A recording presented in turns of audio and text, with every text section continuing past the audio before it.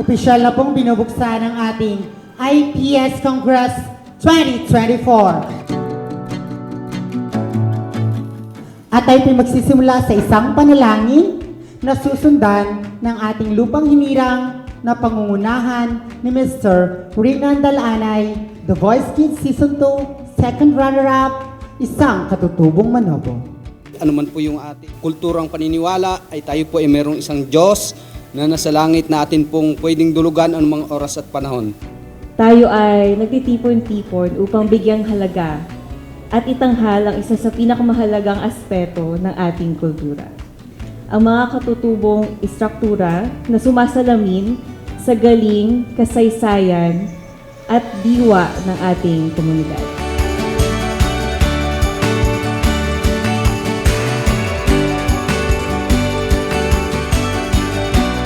Lalo nating palalakasin ang pagkilala, paggalang, pagprotekta at pagpapangalaga, hindi lamang sa inyong mga sarili, hindi lamang sa inyong mga pamilya, ngunit sa mga pamayanan na inyong pinapahalagahan.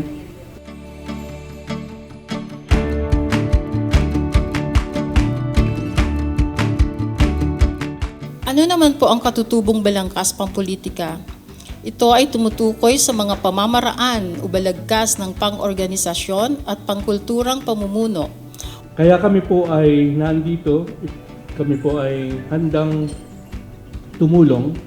Pagpayuhan nyo lang po kami at kami ay tatalima kung saan tayong direksyon pupunta. Hindi po kami nandito para sabihin sa inyo kung saan ang direksyon nyo. Kami po ay nandito upang makinig.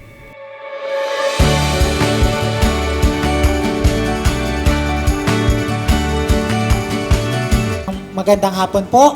So sa punto pong ito ay magsisimula na po ang ating 30 minutes na paghahanda para sa ating presentation maya-maya lamang.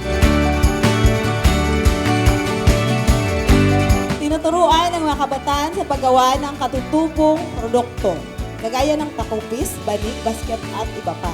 Ako, bilang IPMAR, ay pwede rin maging IPS, provided as long as yung iyong mga tungkulin ay nagagampanan mo ng maayos.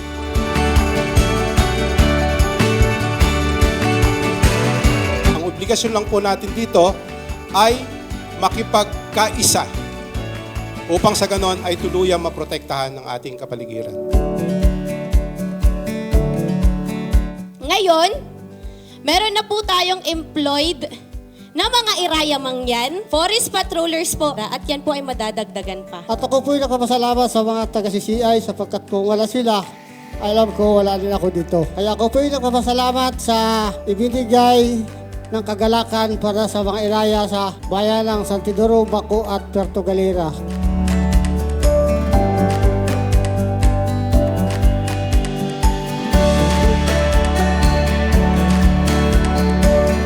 Lalo pa nating pagyamanin yung pagkilala doon sa ating mga IPS, especially sa karapatan ng ating mga katutubo. Kung aalagaan natin ang ating pong kalikasan, ang ating mga flora and fauna, matitiyak natin na tayo rin po ay hindi magkukulang at ang ating mga pangangailangan ay nariyan din po. Bilang isang pinuno at mayroong kaming nakita na may mga taong pumunta doon sa amin na nag-aalok ng pagtatanim ng mga puno. Sabi ko, pagkakataon na ito, tatanggapin ko ito dahil ito ay napakaganda. Ito ay magiging sumasalamin na pag-asa ng ikaliligtas ng aming susunod na lahi. Yung pondo na kanilang ina-access ay hindi simpleng paghingi ng pera.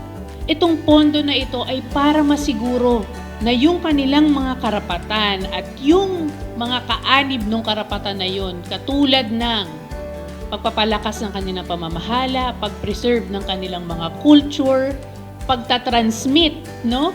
Or pagbabahagi ng kanilang mga cultural ways of preservation ay maibahagi nila sa ibang tao, hindi lang sa kanilang mga komunidad, kundi na rin sa iba. The goal is the project should be owned.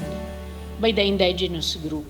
It is worthy to emphasize the importance really of empowering our indigenous political structure. Maybe some of you came here na to answer to our call na pumunta po kayo, not realizing that all of us has a part na play doon sa pag-realize ng dreams and aspirations of every community dito po ng ating mga IP sa Pilipinas.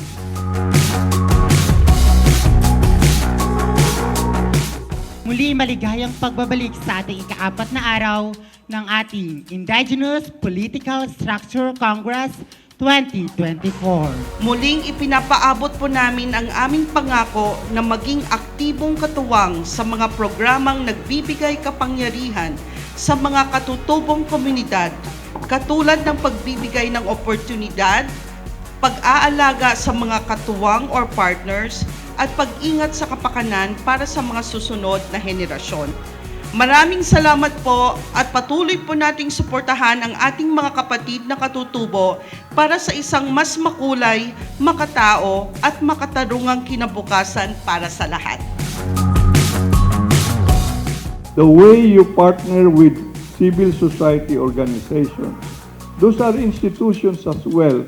So the very foundations of those partnership must be clear. Our commitment to protect and preserve the remaining natural and contiguous forests under the stewardship of our IP communities was strengthened with a Memorandum of Agreement with the National Commission on Indigenous Peoples. Our message is loud and clear.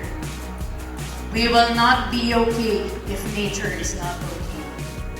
To everyone who is here, government agencies, CSOs, and most importantly, our indigenous elders and leaders, let us all make conservation work. Maraming salamat po.